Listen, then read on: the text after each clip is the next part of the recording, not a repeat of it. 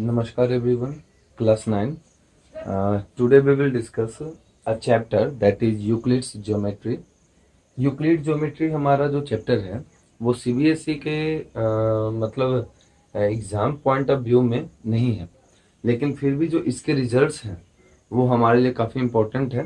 हालांकि ये 2 दिन का मीन्स 2 लेक्चर का हमारा ये पूरा चैप्टर है, तो इसे हम लोग डिस्कस करेंगे for further and for more information. ठीक है, इसका यूज़ लगभग लगभग हम लोग जितने भी ज्योमेट्री में पढ़ते हैं, पैरेललोग्राम पढ़ लेना या फिर क्वाड्रिलेटरल्स के जितने भी टाइप्स पढ़ लेना, रोम्बस वगैरह, सब में लगभग कहीं ना कहीं इसका यूजेज है। तो एक बार हम लोग इस चैप्टर को डिस्कस करने वाले हैं, that is Euclid's geometry. So let's start the topic Euclid's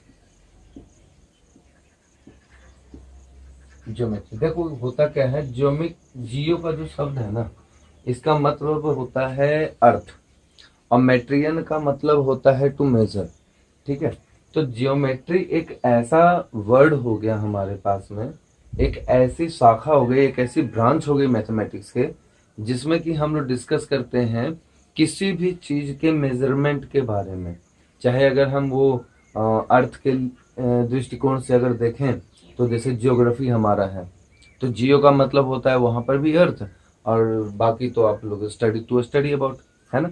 तो यहाँ ज्योमेट्री जो है हमारा, ज्योमेट्री एक ग्रीक वर्ड से लिया गया है, which means geo. Geo means what, earth, and metrein means to major.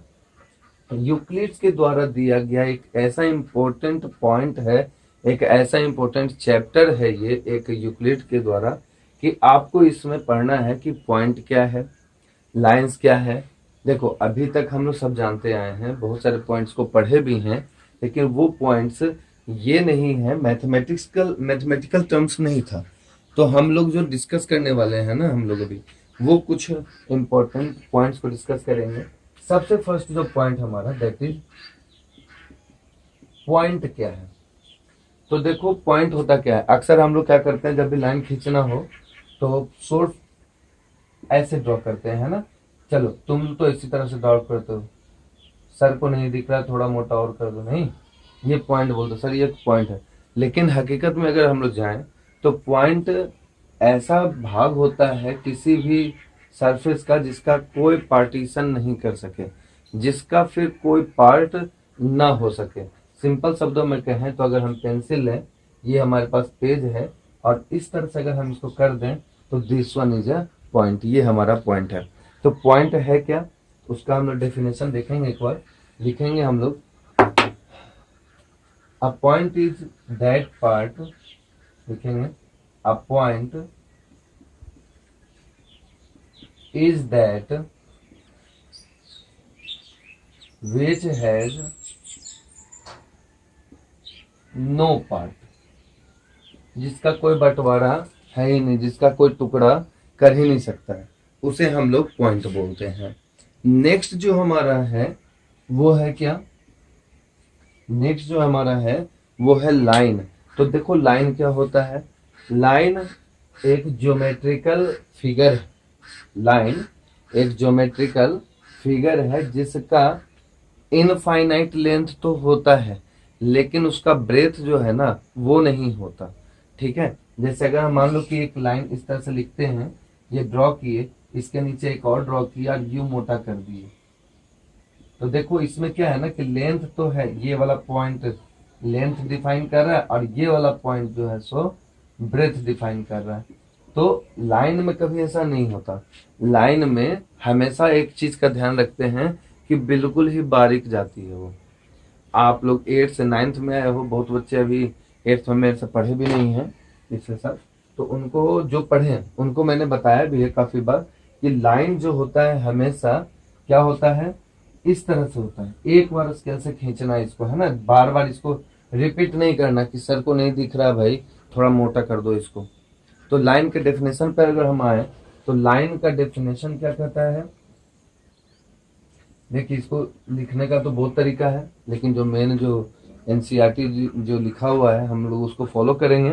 तो लाइन क्या है, अगर हम देखें तो अगर a line is a breathless a line is a breathless length, ठीक है, एक ऐसा लेंथ जिसका कोई ब्रेथ होता ही नहीं है। तो इसको हम लोग लिखेंगे अ line is a BREATH breathless length. इसका जो लेंथ है ना वो ब्रेथलेस है, यानी कि लेंथ तो है लेकिन कैसा है, उसका ब्रेथ नहीं है, उसकी चौड़ाई नहीं है ना। नेक्स्ट जो पॉइंट है वो क्या होता है कि अगर हम इस लाइन को देखें तो एक लाइन कुछ इस तरह से होता है, ठीक है, ये एक लाइन है। इस लाइन में अगर हम एंड पॉइंट कर दें, जैसे ये एंड पॉइंट है मेरा ए और एंड पॉइंट है मेरा बी, तब ये जाकर के मेरा ए बी जो बन जाएगा ये हमारा कहलाएगा लाइन सेगमेंट, ठीक है, लाइन सेगमेंट। अगर मान लो कि ये ए बी नहीं होता, कुछ ऐसा होता, इधर एक पॉइंट ए है इधर एक पॉइंट बी है, जैसे ये अगर मान लो कि होता, तो इसका मतलब क्या है कि ये इधर की ओर बढ़ता जा रहा है और ये वाला इधर की ओर बढ़ता जा रहा है, कोई रुकने का नाम नहीं ले रहा। तो इस कंडीशन में ये हमारा बन जाएगा लाइन। ए बी क्या है यहाँ पर, लाइन है, ठीक है। अगर हम इसी ए बी में एंड पॉइंट स्टार्टिंग पॉइंट को मान लें ये वाला ए और ये वाला बी जो है सो इसका एरो है, यानी सोर्स मालूम है हमको कहाँ से लाइट निकल रही है, अब किधर की ओर जा रही है, सोर्स मालूम है कहाँ से निकल रही है और किस डायरेक्शन में फॉरवर्डिंग कर रही है।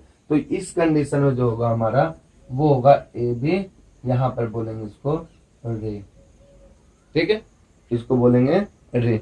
तो देखो रे, पॉइंट, लाइन, लाइन सेगमेंट, ये 4-5 चीज हम लोग पढ़ चुके हैं, लेकिन सब में हम ए बी का इस्तेमाल किए हैं, सब में हम लोग ए बी का इस्तेमाल किए। और यही ए बी अगर हम एक साथ लिख दें, अब पूछे तुमसे कि कौन सा ए बी लाइन है, कौन सा ए बी हमारा लाइन सेगमेंट और कौन सा हमारा रे है, तो उस कंडीशन में हम लोग बता नहीं पाएंगे। तो हम लोग क्या करेंगे, इस जो ए बी है इसके ऊपर हम लोग थोड़ा सा रिमार्क देंगे। किस तरह से देंगे कि अगर ये लाइन रहेगा तो हमारे ऊपर जो एरो होगा ए बी के वो कुछ ऐसा होगा, दोनों तरफ एरो है तो दोनों तरफ एरो देंगे, ठीक है। अगर मान लो कि रे है तो रे देंगे, तो यहाँ स्टार्टिंग पॉइंट तो मालूम है, एंड पॉइंट मालूम नहीं है, तो इस तरह से इसको देंगे। अगर हमारे पास में लाइन सेगमेंट है तो हम लोग इसको कुछ इस तरह से देंगे। तो इस तरह से क्या है कि हमारा जो रे है, लाइन सेगमेंट है, ये तीनों पॉइंट हमारा कवर होता है। लेकिन एक चीज का ध्यान रखना कि लाइन सेगमेंट जो होता है उसके 2 एंड पॉइंट होते हैं। लाइन जो होता है इसका कोई भी एंड पॉइंट नहीं होता है, और रे जो है उसका इनिशियल पॉइंट तो मालूम होता है, कहाँ से स्टार्ट हुआ है, कहाँ पर एंड कर रहा है ये मालूम नहीं होता है। तो देखो बच्चे, ये जो लाइन है कुछ भी नहीं है, एक लेंथ ही है जिसका कि ब्रेथ मालूम नहीं होता, ब्रेथ होता ही नहीं है, ठीक है। पेंसिल लो, सिंपल सा एक पतला बिल्कुल बारीक करके स्केल की मदद से यूं खींच दो, that one is line. Next जो है हमारा वो है क्या, स्ट्रेट लाइन। कहता क्या है कि स्ट्रेट लाइन क्या होता है, जब किसी लाइन को ड्रॉ करो, ठीक है, जब किसी लाइन को ड्रॉ करो, किस पे, पॉइंट्स पे।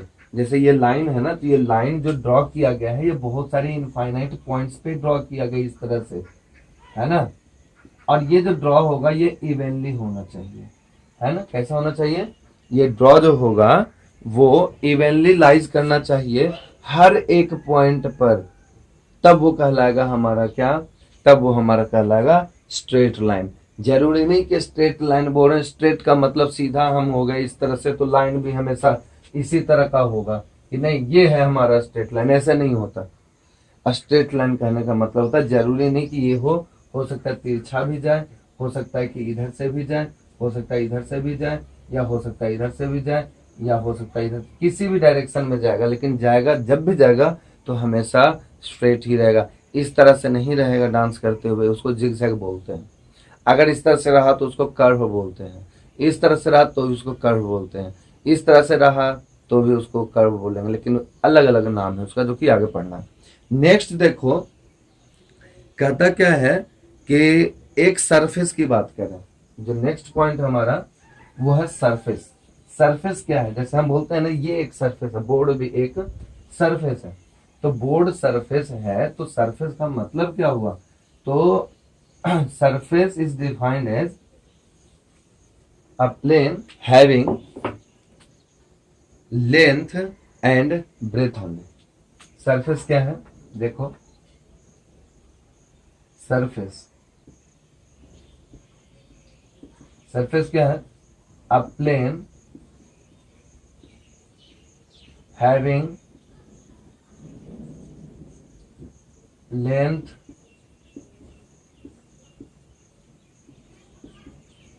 एंड ब्रेथ, एक ऐसा प्लेन जिसमें कि लेंथ और ब्रेथ ही केवल हो, तो हम लोग उसको क्या बोलते हैं, सरफेस बोलते हैं। जैसे कि अगर हम अभी तक तो कुछ भी नहीं है, ऐसे ही प्लेन है, लेकिन हम अगर इस तरह से बोल दिए, ये लेंथ हो गया, ये वाला ब्रेथ हो गया, तो ये पूरा जो है अंदर का पार्ट ये हमारा, या बाहर से जो दिख रहा है जो बाउंड्री किया हुआ, ये हमारा एक सरफेस है। अगर हम बात करें इस ब्लैक बोर्ड का, तो इसका भी बॉर्डर कहीं ना कहीं खत्म हो रहा होगा, तो जैसे यहाँ पे खत्म हो रहा है, तो ये वाला जब अगर हम अभी देख रहे हैं तो ये हमारा एक सरफेस है। अगर हम बात करें सरफेस का, तो फिर से समझो, एक ऐसा प्लेन, एक ऐसा फिगर जिसमें कि केवल और केवल लेंथ और ब्रेथ ही होता है। ठीक है, नेक्स्ट जो है हमारा पॉइंट वो है एजेस क्या होता है। एजेस, सरफेस है, तो सरफेस का जो ये है ना, इसको हम लोग एज बोलते हैं। देखो ध्यान समझ लेना, पढ़ा हुआ पहले से भी है। एबीसीडी अगर मेरा मान लो एक सरफेस है, अभी ये रेक्टेंगुलर शेप्ड का एक सरफेस है, तो जो A B B C C D और ए डी जो है ये हमारा एजेस है। एज का मतलब साइड्स, एज का मतलब साइड्स, किनारा,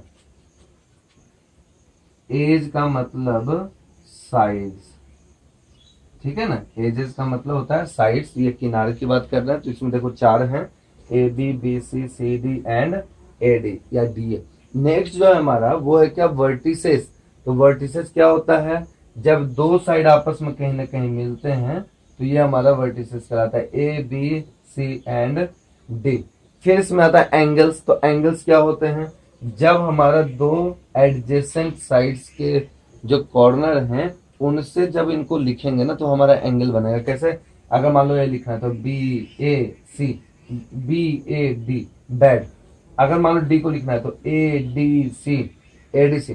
फिर मान लो सी को लिखना है तो डी सी बी, और मान लो बी को लिखना है तो सी बी ए। तो ये हमारा एंगल्स हो गया। तो देखो जितने साइड्स ऑलमोस्ट उतने एंगल्स भी होते हैं। अगर हम तीन साइड बोलेंगे तो तीन एंगल्स होंगे। ठीक है, तो सरफेस क्या है, जिस ऐसा प्लेन फिगर जिसमें केवल और केवल लेंथ और ब्रेथ हो। दूसरी बात एजेस क्या है, तो जो सरफेस का जो बाउंड्री होता है ना उसको हम लोग एजेस बोलते हैं। तीसरी बात वर्टिसेस क्या है, तो जो एंड पॉइंट जब दो लाइन आपस में कहीं ना कहीं मिलेगा ना, लाइन सेगमेंट्स आपस में मिल रहे हैं, उस कॉर्नर वाले पॉइंट को वर्टिसेस बोलते हैं। अगर एंगल्स की बात करें तो ये हमारा एक लाइन और दूसरा लाइन, एक एज दूसरे एज से मिल करके जो बीच का जो ए पॉइंट बना, ये पूरा हमारा एंगल कहलाता है। नेक्स्ट जो है हमारा वो क्या है, एक्सम्स। तो यूक्लिड्स क्या है ना कि कुछ ऐसे पॉइंट्स को भी बताए थे जो कि काफी इंटरेस्टिंग है और काफी मतलब हेल्पफुल भी है पूरे ज्योमेट्री को डिस्कस करने के लिए। जो पॉइंट है हमारा वो है एक्सम्स। एक्सम्स ऐसे पॉइंट्स को कहते हैं जिनका प्रूफ करने का कोई जरूरत नहीं है। देखो बहुत सारे ऐसे भी पॉइंट्स होते हैं जिनको पॉइंट प्रूफ करने का जरूरत होता है। जैसे कि अगर हम बोलें कि वर्टिकल अपोजिट एंगल्स बराबर होते हैं। देखो क्या है कैसे है ये नेक्स्ट चैप्टर में पढ़ेंगे, फिलहाल समझाने के लिए बता रहे हैं। वर्टिकल अपोजिट एंगल्स बराबर होते हैं।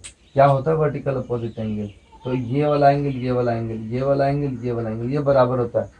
क्यों होता है इसके पीछे प्रूफ है। लेकिन अगर हम कहें कि सूर्य पूरब से जैसे कि मान लो कि उगता है, हालांकि जिधर से उगता है उसको पूरब कहते हैं, तो देखो इसमें कोई प्रूफ करने की जरूरत नहीं है। तो कुछ पॉइंट्स ऐसे होते हैं जिनको प्रूफ करने की जरूरत नहीं होती है, केवल वो एक स्टेटमेंट होता है। तो वैसे कंडीशन में हम लोग उसको क्या बोलते हैं, एग्जम्स बोलते हैं, ठीक है, पास्चुलेट्स बोलते हैं। तो देखो अगर हम बात करें एग्जम्स का, यूक्लिड्स का बहुत सारा एग्जम्स दिया हुआ है, बहुत सारा क्या है, मतलब टोटल 7 ही होंगे मेरे ख्याल से, है ना।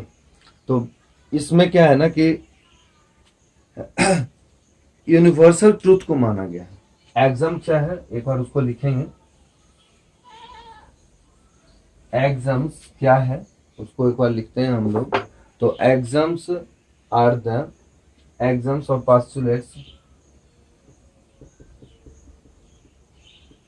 एग्जाम्स और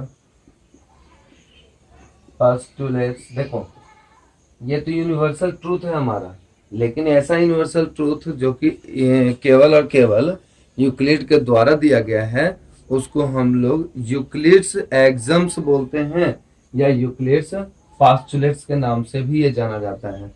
तो सबसे पहले ये एग्जम्स है क्या, तो it is assumptions which are, it is an assumption, माना गया है, it is an assumptions which are universal truth, which are universally truth, या कह सकते हैं which are obvious universal truth, which are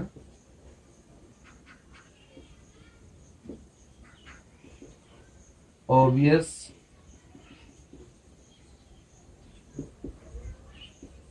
universal truth. देखो जो डेफिनेशन है, हम एनसीईआरटी को फॉलो कर रहे हैं, लास्ट के चैप्टर के लास्ट के एंड में एक पॉइंट है दैट इज समरी, उस समरी में जाना तो आपको ये पूरे पॉइंट्स आपको लिखे हुए मिल जाएंगे।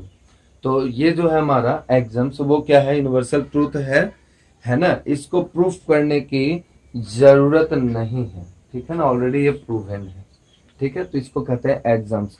तो इस तरह से क्या है ना, हमारा जो नेक्स्ट जो टॉपिक होगा वो होगा यूक्लिड्स एग्जाम्स। देखो इसको यूक्लिड बोलते हैं, यूक्लिड्स, है ना, यूक्लिड्स एग्जाम्स या यूक्लिड्स पास्टुलेट्स। फिर उसके बाद जो हम लोग पढ़ेंगे वो दोनों पढ़ेंगे, जो भी है दोनों ही सेम चीज है, मतलब कि ऑलरेडी ये प्रूवन स्टेटमेंट्स वगैरह जो भी है। जैसे कि देखो हम एक पास्टुलेट्स की बात करते हैं यूक्लिड का, समझाने के तौर पे, बराबर चीज में से बराबर चीज को घटा दिया जाए तो जो रिजल्ट होगा वो भी बराबर होगा। नहीं समझ में आया, फिर से समझो। तुम्हारे पास भी 5 रुपया, मेरे पास भी 5 रुपया, दोनों से 2-2 रुपया दे दिया जाए, दोनों से 2-2 रुपया निकाल दिया जाए, तो तुम्हारे पास भी 3 रुपया, मेरे पास भी 3 रुपया।